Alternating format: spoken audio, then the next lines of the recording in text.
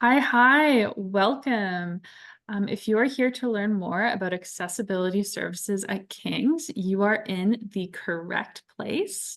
Thank you for joining us tonight. We really appreciate you taking the time to sit down and chat with us.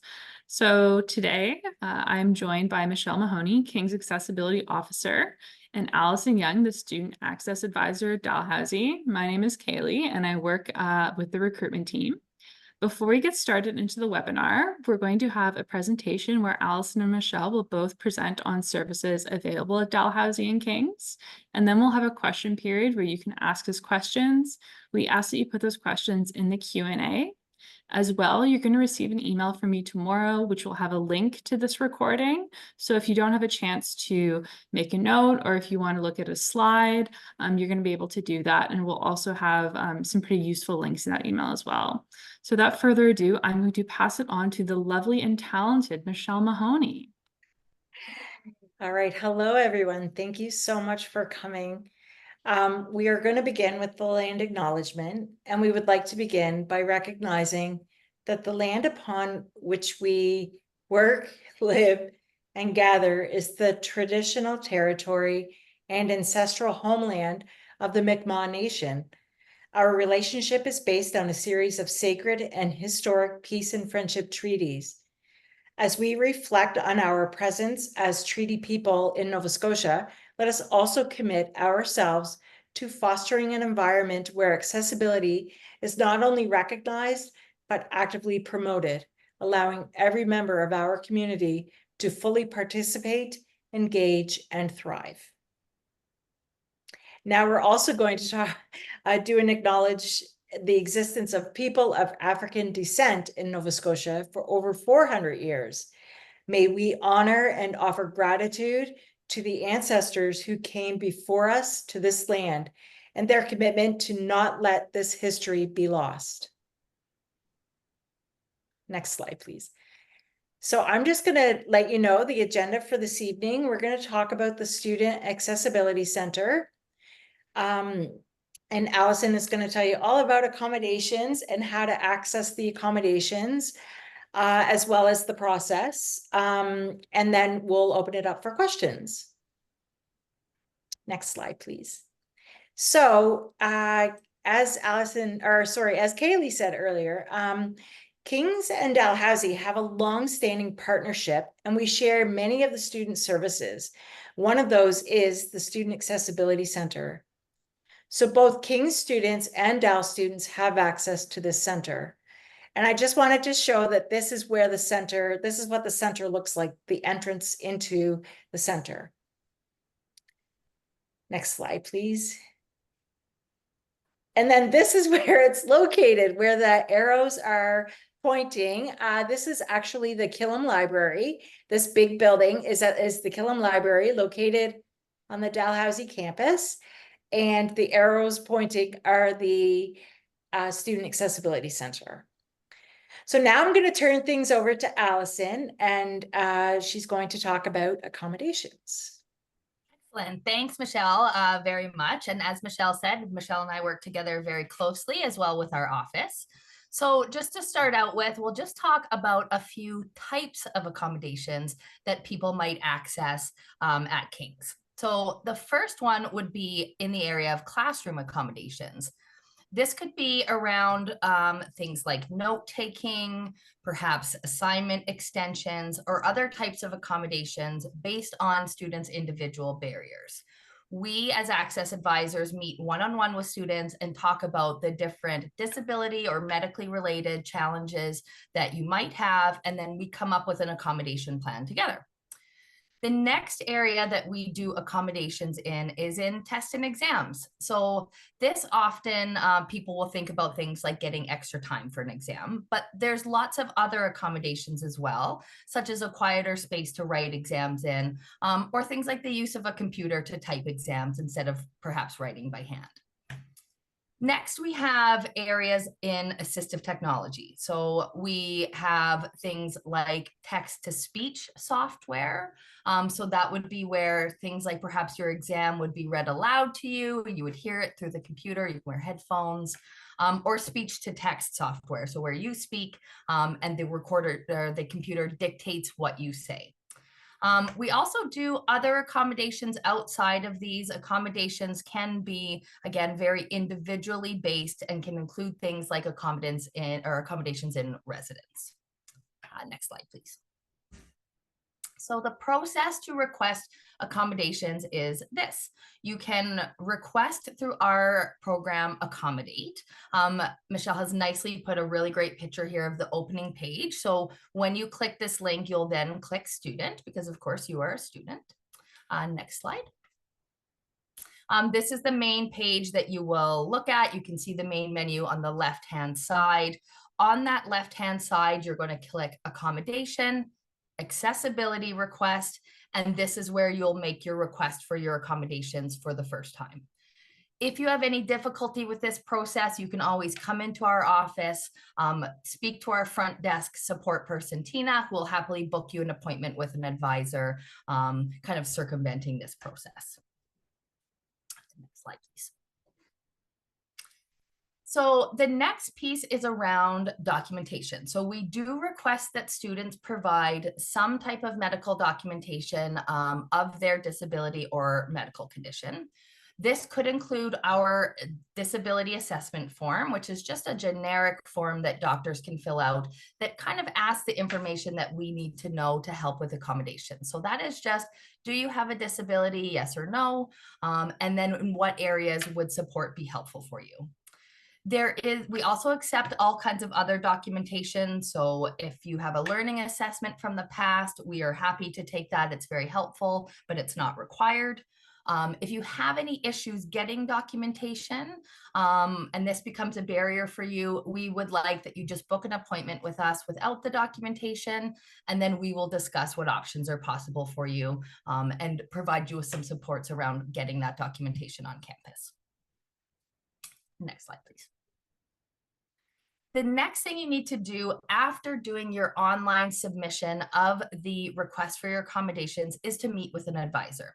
So again, if you have any issues with that first part, you can skip right to the second part and just book an appointment with one of the Access advisors, which includes myself.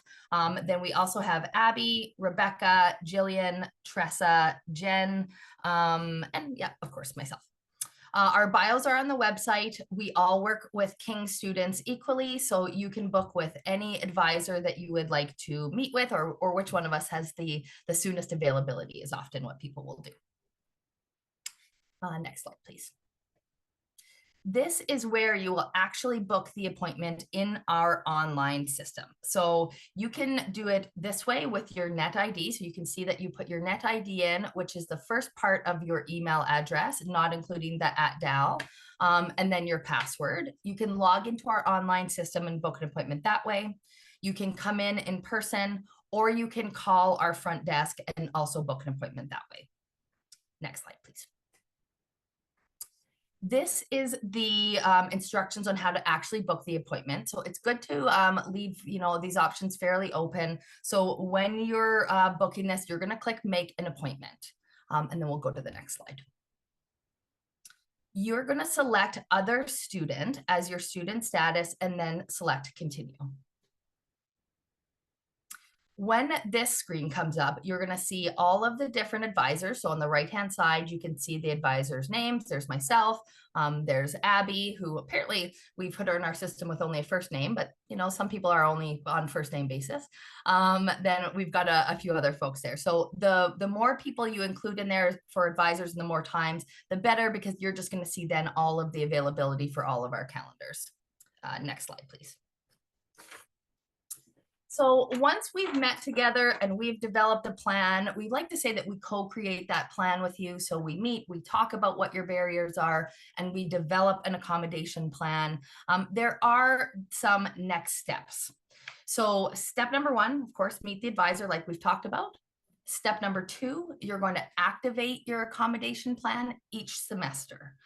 You'll also do this if your classes change. So if you decide after, the first week and a half to add a new class to your schedule, you'll want to let us know again, and it's all available online, that you have added a class, and we will send out a notification to your professor.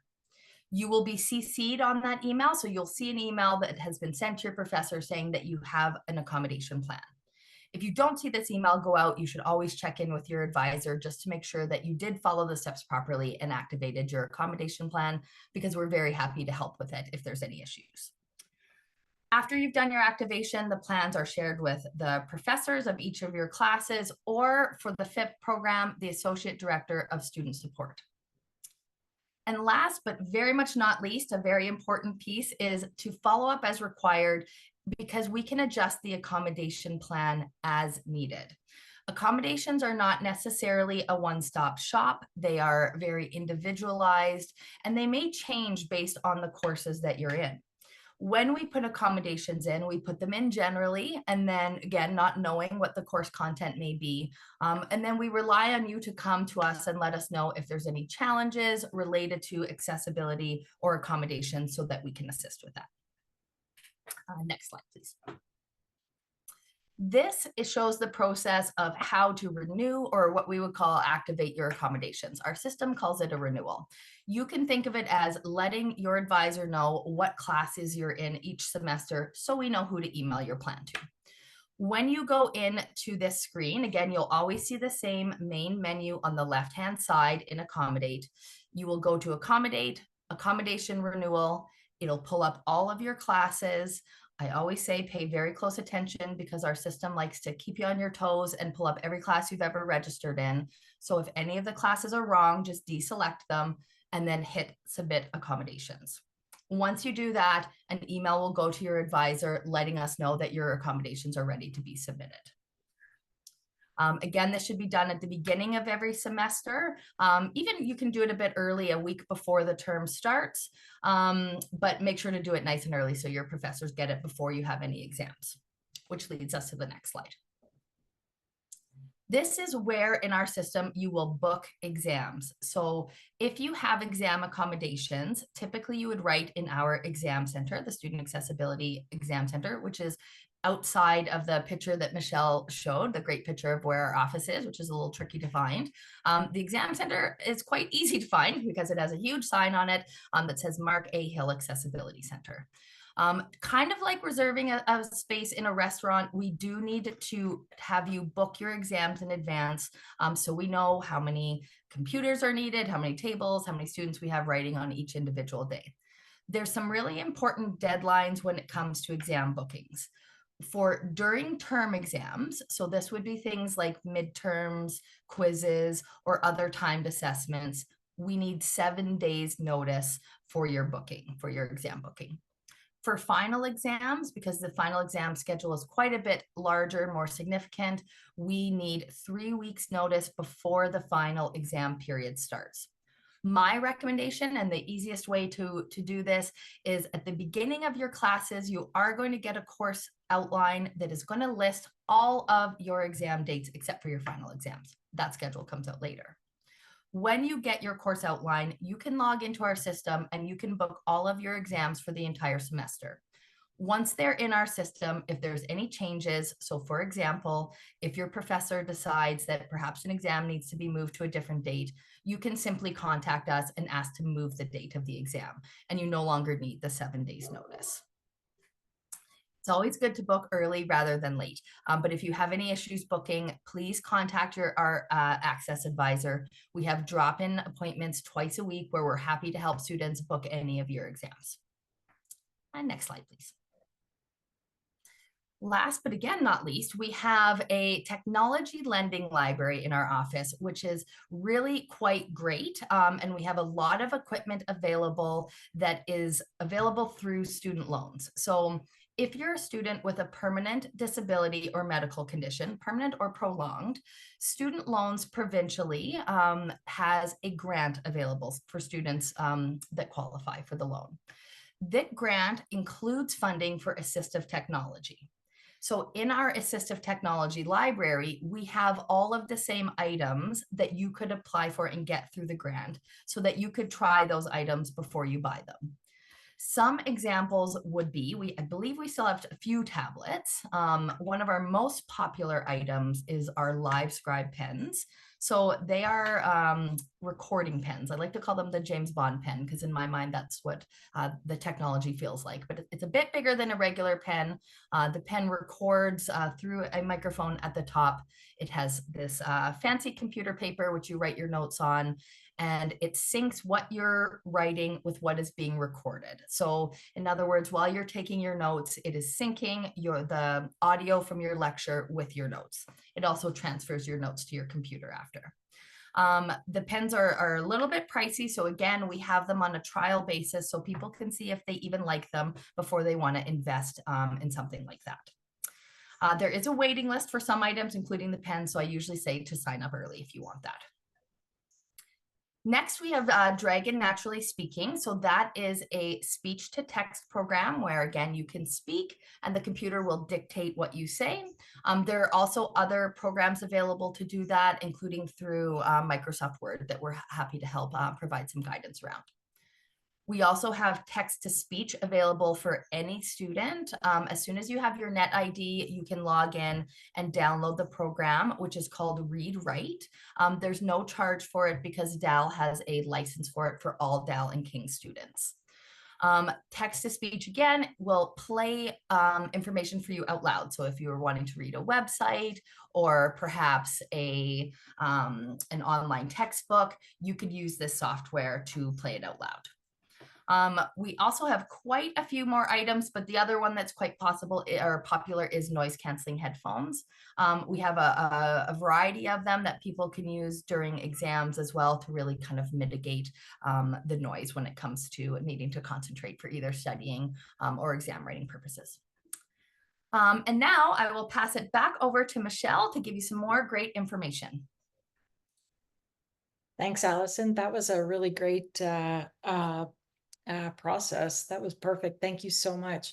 So now I'm going to talk about some of the team of supports here at King's, who they are and what they do. So first is Isaac Wright. Isaac Wright is a student support advisor. They're a social worker, and they work with students looking for support and resource navigation, life changes, mental health, goal setting, or problem solving. Then we have Jordan Roberts. Jordan Roberts is our sexual health and safety officer. She's available to support students around sexualized violence, gender identity, sexual orientation, safer sex, and healthy relationships. Next slide. Then, of course, there's myself. I am the accessibility officer.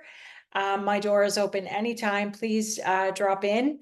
I'm actually I can help you get full benefit of the resources that are offered by King's and Dalhousie. I also guide and support the university's implementation of the accessibility plan. Then we have Emily Pictou Roberts. Emily is our Indigenous support and outreach coordinator, and she provides cultural, emotional, spiritual support for Indigenous students at King's. She also serves as a mentor to many students and ensures the application of Indigenous perspectives, knowledge, and approaches in support of student wellness and community building. We actually have a wonderful Indigenous center, Indigenous Student Center, located in Alex Hall, and I encourage anyone to come and see it and meet Emily as well. Next slide. Next is our Pathrona Russell, who's the interim equity officer. Pathrona is able to provide support and consultation to all members of the university community on issues concerning equity, diversity, inclusion and accessibility, discrimination, and harassment. Pathrona is also our human resources manager. Then we have Father Ingalls, who's our chaplain, and we have a chapel, offers space for students to explore their spirituality, hear beautiful music, or enjoy a place of solitude. Next, we have our peer support workers. The peer support workers are actually King students available to provide peer support. This could be anything from active listening, problem solving, supportive discussions, or just hanging out in a quiet space. They are located in Isaac's office on Tuesdays and Thursdays. Then we have academic advising team of Jen and Keenan. These guys are great. They are available to meet with students to discuss course scheduling and registration, degree pathways, academic supports and processes, and other academic concerns.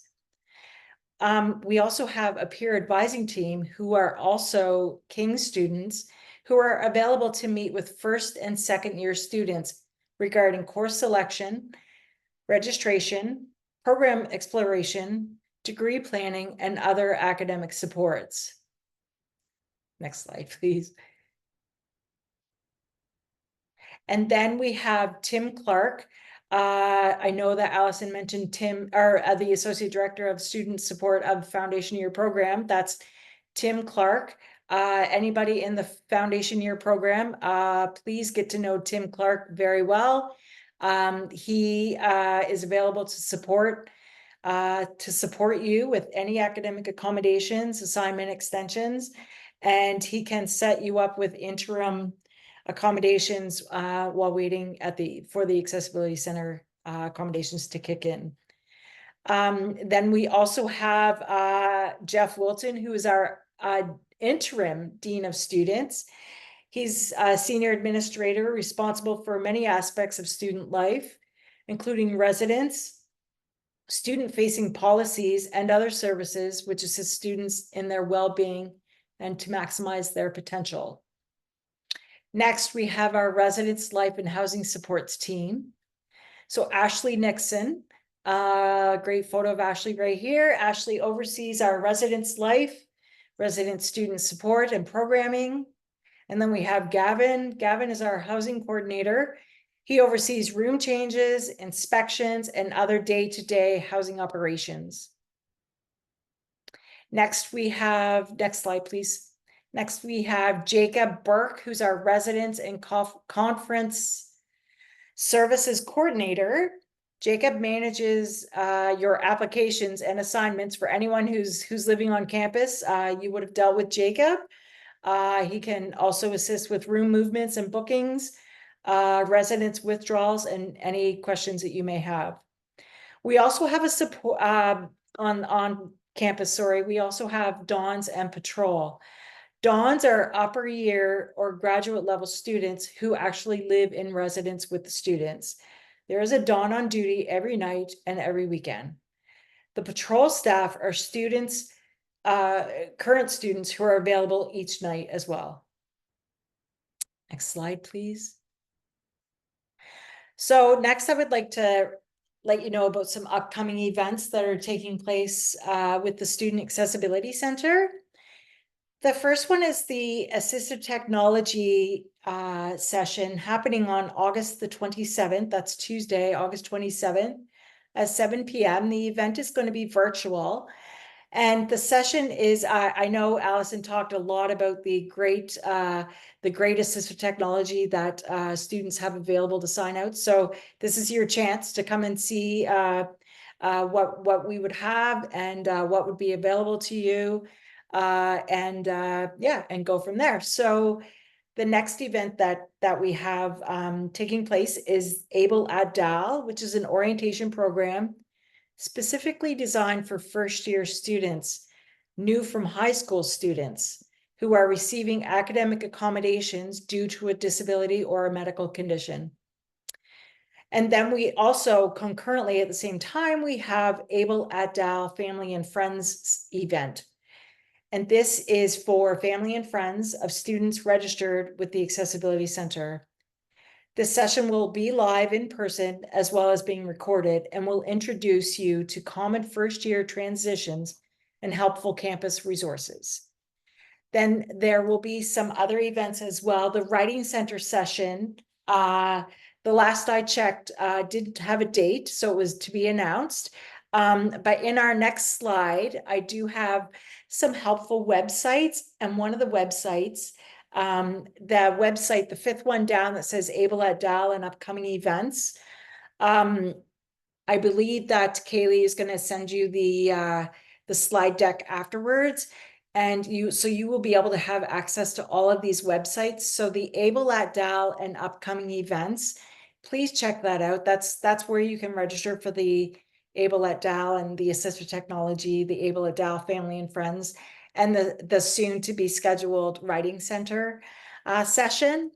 As well, on the websites that is helpful for you to know is we've just created an Accessible Kings website, so please check that out as well. It does link you to some of the services at the Accessibility Center as well, which is also listed here in the list of websites. Very helpful. You're going to want to bookmark all of these websites. The Accommodate software platform, where Allison talked about accessing your accommodations, renewing your accommodations, setting up for tests and exams, the advisor appointment booking system that Allison talked about, where you use your net ID and password. And I always encourage students to select the all button, and that way you get all of their schedules and and figure out a time that works best for you. And then the Able at Dal and upcoming events and the Assistive Technology list, which was, some of it was listed there, but I know that they will talk about that at the Assistive Technology session. And yeah, but please check out these websites. Next slide, please. And then just to reiterate, and Allison, please correct me if any of this needs to be updated, but the Student Accessibility Center is open from 8:30 to 4 p.m. Monday to Friday. And they do have late appointments available from Monday to Thursday. These are in person, via phone, or on Teams. And they also have drop-in appointments on Monday mornings and Thursday afternoons all term. There is a catch though. You do have to call, or can you email as well? Call or email? It's a good question. You could email, but it's probably more efficient to either drop in or call, because our drop-in appointments are first come, first served. So Right. they go fairly quickly, especially kind of early in the term. So I usually say, if you happen to be just walking around campus, just pop right in to the front desk, and Tina can add you to the list for either phone, in person, or virtual appointment later, or give us a call. Yeah. So, and those again are Monday morning and Thursday afternoon. So you do need to be put on a list, because the person at the Accessibility Center who is meeting with students that day may or may not even be in the office. So it might end up being a virtual meeting anyway. So you do need to get on a list in order to have a drop-in. And then you will definitely get to know this email address and phone number. Add it to your list now. But the Student Accessibility Center, and again, I'm always available as well. I think you'll get to know where my office is when you come for a tour. So next slide. Oh, I think that's it. And now we just have questions. So if anybody has any questions. Excellent. Thank you to both Allison and Michelle for giving such a great presentation. We already have a question in the Q&A, which I'll pose right now. Yes, there will be a recording available, and it will be sent to you directly via email tomorrow. So there'll be a hyperlink in the email. Are there any questions about accessibility, or sometimes people just need a second to warm up? So my son has an IEP, so an individual education plan. How will they carry over? I will take that. That's a great question. So an accommodation plan is the post-secondary version of an IEP. So we will look at the IEP if that's something that you have. And so we're happy to have that submitted with the documentation. But it's most helpful to have the documentation that the IEP was formed upon or based upon. So typically that is an assessment or other type of documentation.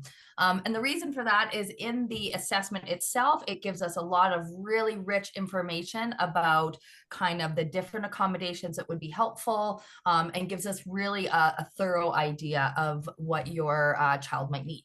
And again, we will still discuss that with them on a case-by-case basis. We don't have a cutoff for the age of an assessment. I mean, if it's 20 years old, we might have some questions, but again, you should just submit whatever it is that you have. If all you have is the IEP, then please submit that, and then we will meet with your student from there. The most important thing to know is that it is not automatic. So the IEP doesn't transfer automatically over into post-secondary. There is a step that needs to be made, which is again, just meeting with an advisor in our office. And I don't know if you have anything to add, Michelle. No, that's great. My, as you're saying that, I'm recalling that I have received many emails about an IEP and where does that go? And so it just prompted me to, I really want to reiterate, or not reiterate, I'd really want to explain that, all students that need any accommodation has to go through the Student Accessibility Center. So you are going to have to make an appointment with an advisor. So, do that as soon as possible. And any documentation you have, you can upload it or you can bring it along with your appointment. But the first thing is to get in to see you guys. So yeah. Excellent. We have a second question. This is about residents. I see. So is it too late to get accommodations in residence? Michelle, do you have any insight on Yeah. that? So, my advice on this is, can you reach out to me tomorrow? The anonymous attendee, could you please send me an email tomorrow with your name, where have you been accepted into a residence yet? Yeah, I would really love to chat with you. So send me an email and maybe we could have a quick Teams meeting or Zoom call or whatever works best for you, but give me a shout. Yeah, and if you have any questions, the email I'm sending tomorrow will have Michelle's email in it as well. So if you have any questions that we weren't able to get to here, you can send them to her directly. The next question we have is, for the documents that we need to present for our accessibility plan, does it need to be done by a Canadian doctor? Great question. Absolutely not. As long as it's there, it's translated or that we can read or understand the main piece of it, that is completely fine. So it can be from the doctor or professional from your home country as well. No problem with that. Excellent. So the next question we have, which I think I can answer, if a new FIP student is planning on attending the DAL Access events on Friday, August 30th, can they move into residence early? So I do believe there is an option for students to move into residence early. You will have to reach out to the residence team. So the email is residence@ukings.ca, and I'll put that into the chat quickly. But I do believe that is an option. It is an option, because move-in day is slated for Sunday, September 1st. And yes, we always allow students to move in prior to, because the Able at DAL is on the Friday. Yep, so that sounds about right. We don't have any questions in the queue right now. Maybe we'll give them another minute or so. How about I'll ask my own question just while we wait. Are there any things that you think incoming first-year student has to know about accessibility that you weren't able to cover in this presentation? Put it to both of you, so. So can you say that again? I was reading a question in the chat. Sorry, there's a Q&A and a webinar chat. So I was reading the question. Okay. Yeah, so is there anything accessibility? How about we answer the questions first, and then if we have time, we'll answer mine. Are professors required to allow me to use the accommodations outlined in my plan? My understanding is yes. I'll take this question. So accommodations are outlined by the Human Rights Act provincially. So that's what we operate under. And we also operate under the Student Accommodation Plan, which is a policy through Dal and operates through King's as well. If there is ever any issues with an accommodation plan or getting accommodations enacted, you should reach out to your advisor right away, because as I always like to say, you have enough to do being a student. It is our job and our role to navigate those accommodations for you. And we're very happy to do that. And again, it's within the policy of the institution that the accommodation plans be followed.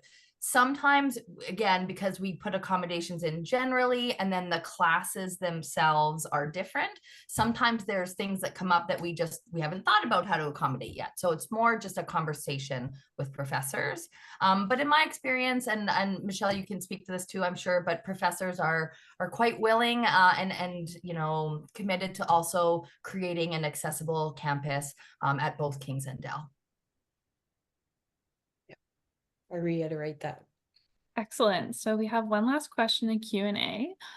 Will the Dal events be available for those who cannot attend in person? So is there a virtual option, is my understanding. Amazing question. Such a great question. So for the family and friends session, we do have a virtual option for that. So it will be simultaneously online and in person, still be live. The in-person event for students, we don't have that option available yet, but we do have a Brightspace course that goes through all of the same information that we go through on the day of this event. So we would be very happy to share that information to anybody that's not able to make it to the day of event. You can just email, as Michelle said, that great email address, access@dal.ca, and just let them know that you're not able to make it to the event. And again, Tina, who is our wonderful front desk person, will forward that to Abby and myself, who run the event. And then we'll make sure that you're hooked up with all the information that you need. If you are at all able to come, it's a great time. We have food and prizes and fun things, but you'll also get to meet your access advisor that day for the first time as well. Excellent. So we have another question, which I think I can answer.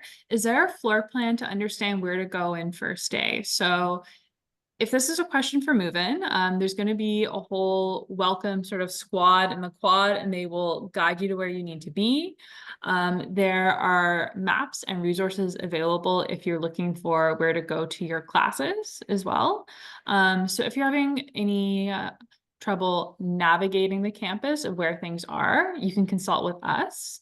If you have questions about accessibility on campus, so making sure that perhaps if you need an elevator as well. Michelle, I do believe King's has a campus map that has accessibility entrances, right? Yes, I can make sure you have that copy of that map. I find that the map to showing you King's can be a little foggy if you've never been here. So once you arrive on first day, you'll be directed where to go, but there will be tours. And but again, if there are places that if you're struggling to get around, just let me know, please. King's is a small campus. We're small and mighty, and we're dealing with a century-old buildings. So, we really have done a lot of work in the last few years to make things more accessible. So, and we have a long way to go, and we're doing little bits and pieces as we can, and yeah. So I'm confident that you will be fine at King's. And again, I would be more than willing to work with you if there's any issues. Awesome. So we have another question. So we know that students are transitioning to doing things themselves, but would it be possible for a parent, if the student requires it, to attend the advisor meeting if needed? And Allison, Michelle, maybe this is another question, but do you think it's do you think it is the best way to include parents in their students' transition to university to have them at those meetings, or what are other ways they can be involved in supporting their students' transition? What an awesome question. Like awesome on both fronts. That was a great question. So the short answer is yes. If you would like to come as a support parent, please feel free. That's quite common that parents come as a support. As your student is entering post-secondary, we consider them to be the driver of their plan, of their accommodation plan, and we expect to work with them moving forward, but it's never a problem to have someone there as a support. In fact, sometimes we all need a little bit of support when it comes to these things, especially if the meeting's feeling a little bit overwhelming or scary, although I promise we're all very kind people in our office. But there are lots of other ways that parents can support though, and we do part of what we're going through in our family and friends session is the idea of that there's different times in the term where you can support in different ways. So, you know, in the beginning of the term, students are just figuring out kind of what to do and looking, you know, maybe looking at the course outline or maybe not looking at it.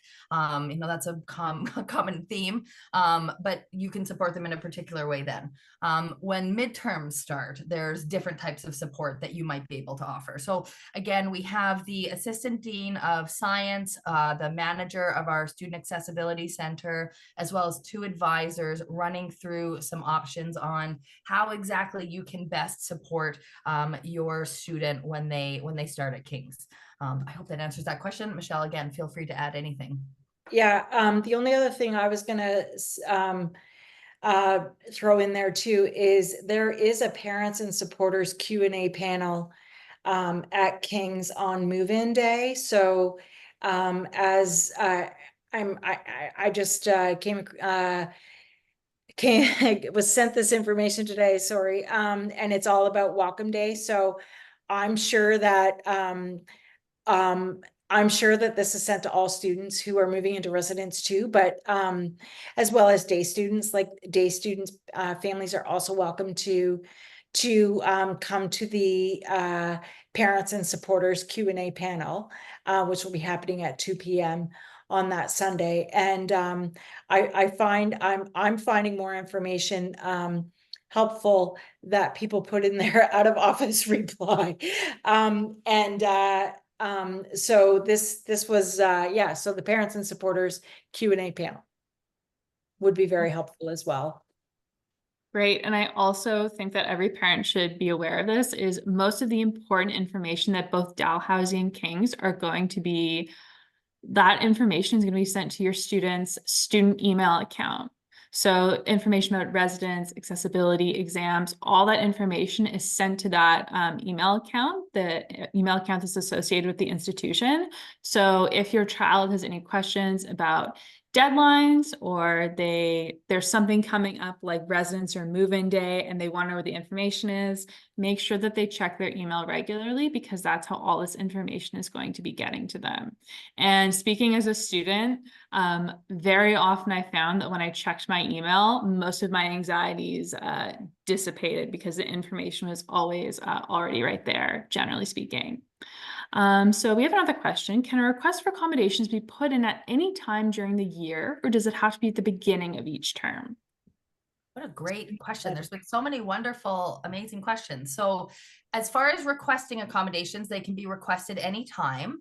And, you know, this is a good time to mention that accommodations may be for a long-term, you know, medical condition or disability, but they can also be for a short-term illness or injury. So, you know, when snowboarding season starts and concussions abound, you know, we meet people whenever that injury happens to have the conversation about what needs to happen and what accommodations they may need, even if they're just temporary.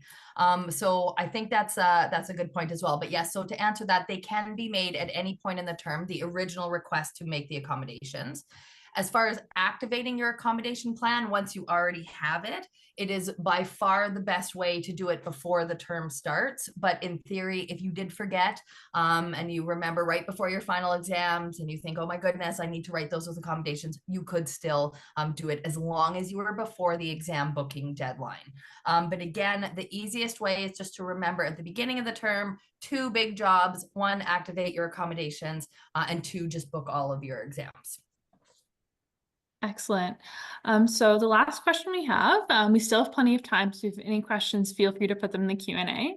The last question we have is, my program starts in winter. Will I be able to have similar events about learning about accessibility at Dalhousie and King's at the beginning of winter term as well? Another great question. Oh my gosh, they're just the questions I haven't even thought of. So we do have an online, it's a bit dialed down version in winter that is still under planning. So, and it is me that plans it, so I haven't thought that far ahead yet, to be honest. But we will have some offerings for Dal and King students, including the access to the Brightspace page, which goes through all of the information that we go through on our Able at Dal event. Awesome. So we don't have any questions right now. I'll ask my one question. If we have any other questions that pop up, we can put them in. So my question is, because I talk to a lot of students who, this is the first time they've come to university, they don't know what resources are available. And as we all know, you don't know until you know. Is there one piece about going to university or transitioning to university that you think prospective students should really know about before they come to King's? Now I've had a good chunk of time to think about this, so I've got a couple answers right off the hop, and then I'll pass it to Michelle. But I think one of the most important things that I can think of that I didn't mention in the presentation is just the communication piece. So how I like to explain it is, we are a small but mighty office. There are, as I said, there are 5 advisors that work with all students in all programs at Dal and King's. And there are students with accommodations in every single program at both schools, so including medical, law school, everything. So due to that, as much as we would want, and I would want to know each of my students on an individual basis, I don't get a report, say similar to high school, where they might reach out and say, you know, I'm concerned about the student. It doesn't happen that same way. So what's most important is to know that you, the student, can reach out to us, the Accessibility Center, at any time.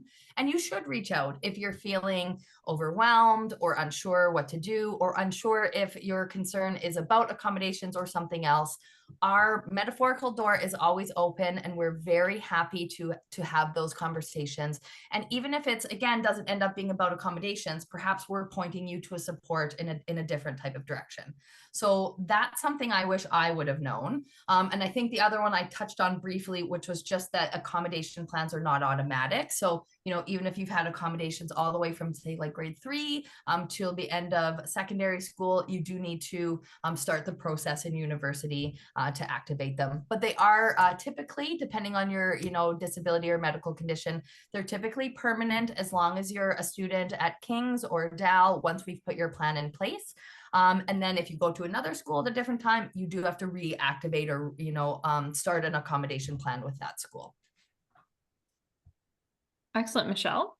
So I'll just say, actually, I am a person with a disability, so I wish I had these sorts of resources in place, or even webinars that you know, to have attended and to feel such the warm welcome of coming to university. And as a person that requires accommodations, like I didn't have that. So, you know, I did have an accessibility center, but you know, it's nothing like what it is now. And, you know, I'm at King's as a support for students. As the accessibility officer, I can't grant accommodations. I don't have, that's not what I do, but my door is always open too. And you can come in and see my array of Barbies with disabilities. I live for accessibility, and you know, I always say I'm changing the world one accessible door at a time. But you know, I love to help people to reach their goal of gaining a university degree. So yeah, so thank you. Excellent. So we have one last question. If students have an internship or experiential learning like co-op in their program, how would accommodations work? I mean, these questions are so good that I'm like, it's my boss in the chat. Like these are perfect questions. So accommodations do apply to field work or other types of activities, learning activities like that, because you are still a student while you do them. So if you are on, say, a co-op and needed accommodations for that or field work, our office would help and support with that. It's always best to come to us nice and early and just let us know that you feel like that's something you might need. We can let you know kind of similar types of accommodations we've looked at on the past. But again, it's really going to depend on you as an individual and then the placement or type of work that you're doing and what accommodations you might need for that. But yes, we would absolutely set up an accommodation plan. It's different than your education accommodation plan because, of course, there's no tests or things like that in a fieldwork placement.